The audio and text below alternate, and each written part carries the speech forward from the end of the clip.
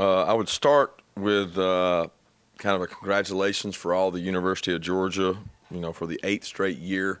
UGA was ranked in the top 20 of all public universities in the I think it was the U.S. News World Report, which is pretty remarkable to do that for 8 straight years. I think when you look and say how many schools have been able to do that, 8 straight years being in the top 20 of public institutions, it's pretty incredible. That starts with great leadership. I think President Moorhead has done an awesome job with that. We sell that in recruiting.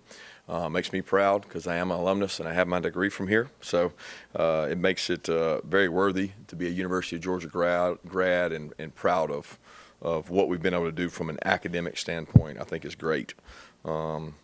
Moving on into our team, Ron informed me that we have the longest injury list we've ever had since being here. So it continues to grow, and I think that's a trend across college football. You very rarely hear me talk about our guys being injured or, woe is me. I don't think it's something that you can control. We practice how we practice, and for a couple years we've been really fortunate to not have very many injuries, and I always hear about other teams, and this year it seems to be the theme across. I know Shane had a lot at South Carolina, and there's a lot of them in SEC opponents, but we certainly have more than we've ever had. So that becomes a hurdle. We got to do a good job overcoming that, and we got to be very resourceful as coaches in how we use the players we do have.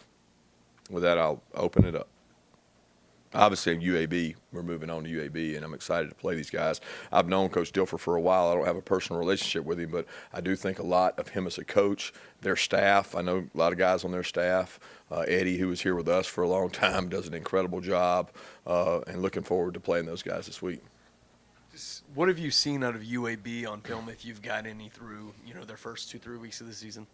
Well, they got some good football players. They got really good athletes. I don't think the record, indicates that, but they play, and you watch them, and I'm like, man, defensively they do some 4 down and some 3 down. They got really good backs, got good skill players, athletic quarterback who extends plays. They play really hard. They had a weird situation the other night with ULL where they had rain delay and different things in there, but they got a very talented football team, especially in their conference. Speaking of rain, Coach, I think I saw you come out in pregame multiple times to check the weather. Walk me through all the processes and the things you have to consider when weather's an impact. And you consider which way to kick the ball, whether to take the ball, which way you're going to go. Is it going to rain more later than earlier because it impacts the game? It's not really an advantage for anybody because both teams got to play in it, but you would rather have possessions not in the rain versus in the rain, and that's just see the turf, how much of an effect the rain that had fallen had affected the field, but that's it. Kirby, what more do you want to see out of Carson as he enters his 4th game as starter? Like, what areas does he need to grow still? It's different every game. I think we challenge him with different things. What I've been most proud of is his composure, number one, which I never doubted. He has a great demeanor about him that he handles positive and negative almost the same. As a matter of fact, there was a touchdown Saturday. I saw him celebrate for the first time, and that's really good. Like when you see that emotion, there was one of the touchdowns in the second half that he got a little emotional and excited. I think our guys kind of rally around him when he does that. Stepping up in the pocket. There's a couple times that he started losing a little confidence and he started stepping back. He's got to be willing to step up, like they talk about in race car drivers. When the smoke's there, you got to go right through it. There's a lot of smoke in there sometimes, especially when people pressure you. You got to be willing to step up and go through it, and not always out and around it, because you can't always outrun it that way. So, but I'm really pleased with the way he's playing, but certainly things he can continue to work on. Yeah, Kirby, kind of along that vein, going back and reviewing, can you see any commonalities on the red zone issues, and what would you like to see you guys do better down there going forward? It really is both ways. It was red zone defense where we've been remarkable and elite. I think we were one in the country last year, and we had 2 red zone opportunities that we did not capitalize on defensively, which was really the difference in the first half. I mean, at the end of the day, the difference in the first half was red area play both ways. Things we can improve on: you have to be able to run the ball in the red area, and you have to be able to stop the run. We did not. We let somebody run the ball in on us on defense, which is a no-no at Georgia, and we didn't we didn't have positive 1st and 10 plays in the red area on offense, which that gets you in trouble too, because you usually have 4 downs down there to go for it, but you can't do that if you're 4th and 10. If you're 4th and 1 or 2 or 3, you can. So we got to have positive plays both ways to get better. We certainly have to improve in that area. Yeah, you touched on injuries off the top there. 2 of your offensive tackles, Amarius, Mims, and Austin Blaske. What's the update on them? Yeah, I think we're going to get Blaske back today. I don't know if he's 100%, but he's going to be able to practice. Mims' ankle sprain was bad. He's going to have tightrope surgery, so he'll have surgery on that, similar to what Cash had done, similar to what Lawson Lucky had done. So we don't know how long that'll be, but he'll be back. It's just a matter of how long. Kirby, when Aaron Rodgers went down in the NFL, there's a lot of talk about, injuries happening on grass versus, turf. When you've done your data, when you've had injuries in practice, turf versus grass, have you seen any correlation between more injured players on one type of surface or the other, and have anything what you're dealing with now affected to turf, the artificial turf? No, most of the indicators we have outside of our practices suggest a little more on turf. I think that's what the NFL would probably argue, that more on turf and less on natural grass. We're on natural grass a lot more here than we are on turf. We keep independent studies of where ours happen. Ron and his staff report that, submit it so that you can follow it. We don't have any indication that ours is more or less on turf than grass. It's actually almost exactly the same. And ironically, most of ours this year have been in games. So that's where you'd rather your injuries happen in games if they're going to happen at all. We don't want injuries to happen, but when they've happened in games this year, they've obviously been on grass. Yeah, Kirby, going back to Carson, what specifically did you learn about him in terms of handling adversity, going into the locker room with a 11-point halftime deficit and sort of rallying the offense to come back there in the second half? He didn't rally the offense to come back. I mean, we had a 13 and 11 play drive in the first half that he came out to be 3 points. You know what I mean? So that's hard to do. If you look at it, that's really hard. You can't have a 14 play drive and an 11 play drive and get 3 points usually. That's just, you usually have turnovers, right? And we didn't have that in those situations. So it wasn't a matter of that could happen, and you're going to get stopped at times. You're going to struggle at times, but we struggled less in the first half than we did against other opponents.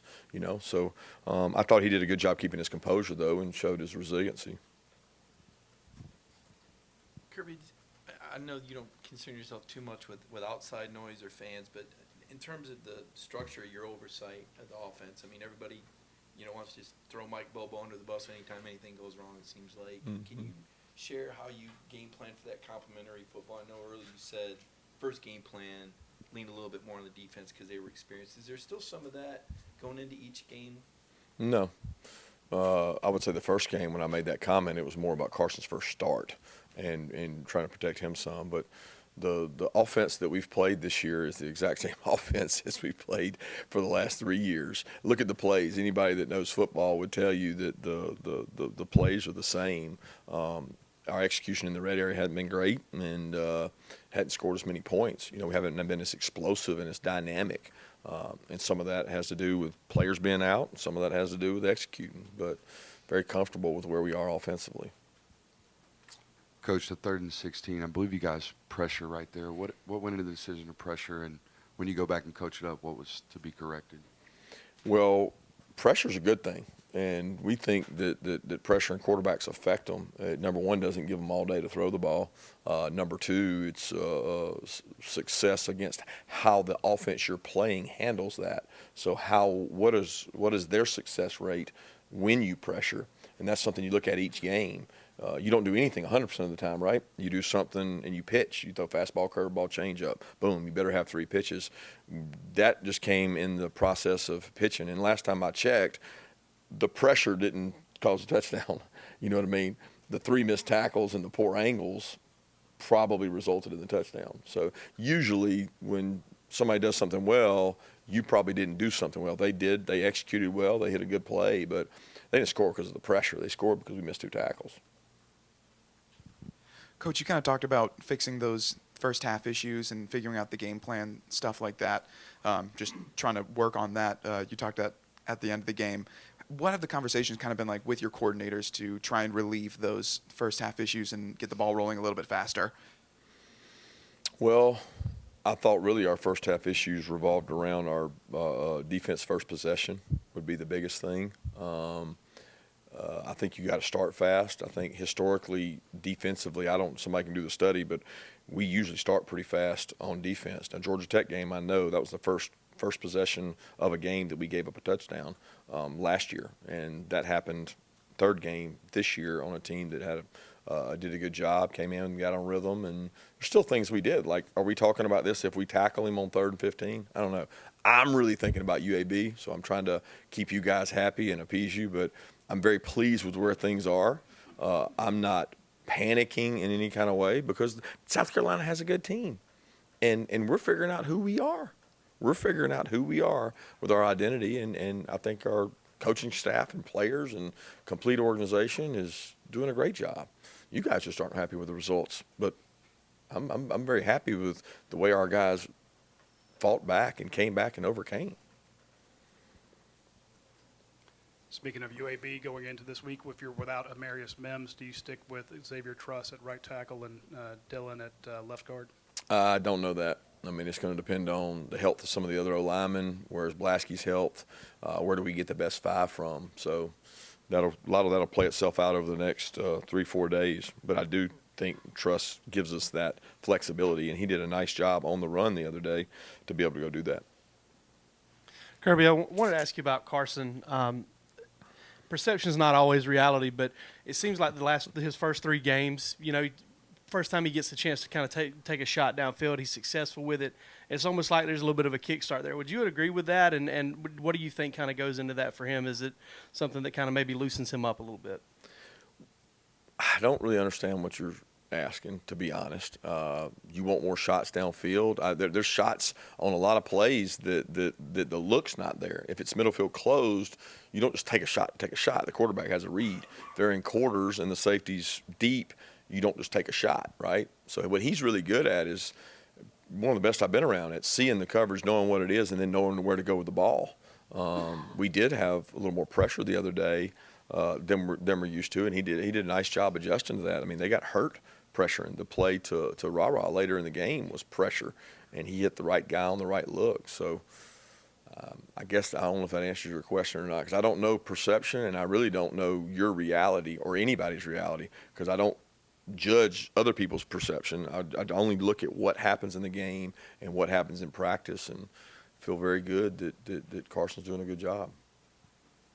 Are you prepared to travel next month after a comfortable 4 weeks at Sanford, and looking further down the line with teams like Tennessee and Ole Miss? How is the team strengthening its game to get ready for those matchups? I ain't even thought about Tennessee and Ole Miss, and I ain't thought about traveling. I mean, it didn't even cross my mind. So I'll respect the question as best I can that I'm worried about UAB and figuring out how we can be more resourceful with the players we got that are healthy. Coach, we talk about still learning this team's identity. How much did you learn, though, from this past weekend as you move forward now? Well, I learned more than I did in the other 2 games. I can assure you that, because the quality of opponent went up, and we responded to some adverse situations. You learn more about the truth, too. The truth is what you've done is who you are. And that's right now who we are as a 3-0 team that has played 3 imperfect games. And I'm still looking for the first perfect one. Hey, Kirby, when you have a kicker who has a couple misses, as a coach, how do you handle that? Do you talk to him? Do you encourage him? I know kicking can be so mental. Yeah, you definitely talk to them. You try to find out the whys and how they're feeling, what's going on emotionally, especially when it's a freshman, and you try to talk to them. And we've got guys on our team that he's close to. We've got guys that work with the kickers within our organization that do a good job. And you just try to get information, and you try to help them every way you can. The first thing that'll help him is scoring touchdowns, because the extra points are easier than field goals. Hey, Coach, what are your initial thoughts on Trent Dilfer's style of offense that he's coaching up in their quarterback, Zeno?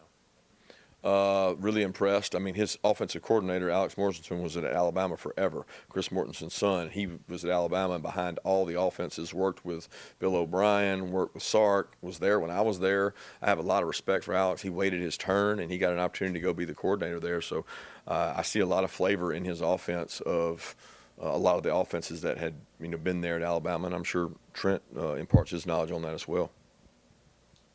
Kirby, back to injuries. Did any update on Kendall and his situation? And it looked like Roderick Robinson also came off a little bit banged up. Yeah, Roderick had a high ankle sprain. We'll find out how he is today.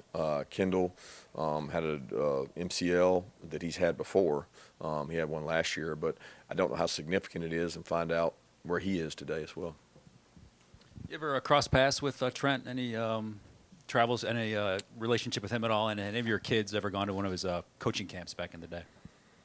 No. I've only had conversations with Trent about quarterbacks that he trained during the recruiting process. You might call and say, hey, what do you think of this kid? What do you think of this kid? How was he out there at this camp? That kind of thing. But I've never I've talked to him on the phone, but I've never had a personal relationship with him. Continuing the theme of injuries, can you update us on Javon, McConkey, and Spurlin? Yep. Javon is day-to-day. Like I said after the game, I thought he might be close, maybe closer this week. I think with the recovery he would be closer to being able to go, but I don't know. McConkey is more than likely out this week. We're resting him, trying to get him back, and we don't have a timeline on him because it's a very unique injury. So it's like everything else you say, well, what was the last high ankle sprain? What was the last MCL? What was the last shoulder? But it's different, so we don't have something to measure that by. And then the other one you asked about was Pierce. Don't know when we'll get Pierce back. Kirby, I saw you were talking about how there'd be a lot of these close games, and we have seen that this year in college football. Do you think that the more liberal transfer rules have led to more parity? You think that's kind of what we're seeing right now? No clue. I mean, that's good speculation. I could see that. I try not to theorize those things. I don't know. I really just try to look at our team and say, where are we relative to where we need to be? I can't even keep up with all the other games out there and how much parity there may be or may not be. It's still not what the NFL is. I mean, the NFL is built to have parity, and maybe that's good for the college game that there is more parity, if in fact there is. But I don't have an explanation for why it is. I really don't. Yeah, Rara Thomas, a big catch to start that second half on Saturday. How have you seen him continue to integrate himself in the offense, especially coming over as a transfer? Yeah, he had his best practices last week. Thought he did a really good job in the practices leading up to the game. He is getting more and more confidence. Again, he was like a true freshman in terms of vocabulary of the offense, and that has gotten better with every week. He's getting so much more confident with every week, and thank goodness he is, because we need him. We need him to keep coming and need him to keep coming along.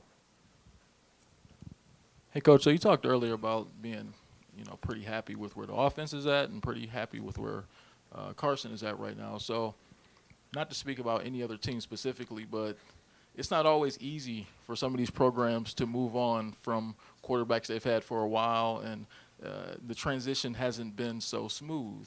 So what do you think that you guys have done here to make that transition a lot smoother than maybe other programs may experience? Well, I think retention's important, and I want to clarify. Carson has done a good job. I don't know what you guys write, read, or hear because you listen to a lot more of it than I do. I don't know. Like, I go by his week of practice, his preparation, and his execution, and I'm very pleased with that. I mean, he makes good decisions with the ball. Well, that happened the last 2 years when nobody was asking about him. Nobody was asking about Carson Beck. Nobody asked about Carson Beck for 2 years. But he was out there doing the same thing he's doing now. He was getting better, and that allowed for a smooth transition. Like the fact that he was hearing the exact same plays, exact same calls, and everybody thinks it's some kind of different offense. It's the exact same. It's not different. The results have not been the same. I mean, that's statistical proof. But he's transitioned well because of the fact he's in the offense that he's been, and his strengths are different than Stetson's. I mean, the one thing he's really good at, he was a great baseball player. This guy catches the ball and gets it out of his hand and is very accurate. That's baseball. That's boom, boom, boom. He can do that. You know, he does that well. And been very pleased with what he's done. And we got to get better results, that's for sure. But I'm certainly pleased with what both of them have done. With Pierce and Lawson both out, how does that influence, if at all, your ability to go 12 personnel or just get the reps that you want from that position group in practice? We did it all last week. You know, we went 12 in the game, and we'll always carry 12 personnel. You talked about Rara just a second ago, but you know, on Dominic Lovett as well, another transfer coming in. What have you seen from his impact in the receiving game, and then also in those offshoot in the run game as well? Yeah, most of his receptions so far have been run game receptions, and then some really critical third downs he's made plays in the slot. So I've seen his confidence grow. He was probably further along than Rara in terms of learning the offense, understanding the offense, and came from an offense that was somewhat similar. So he's had an easier transition as far as picking things up. But he's been a great kid in practice. He's full of energy. He competes. We've tried to tell him, hey, look, man, you got to go strike people and block people to be an elite player, and he's trying his best to get better at that. But he's done well at the supplementary run plays, the perimeter run plays.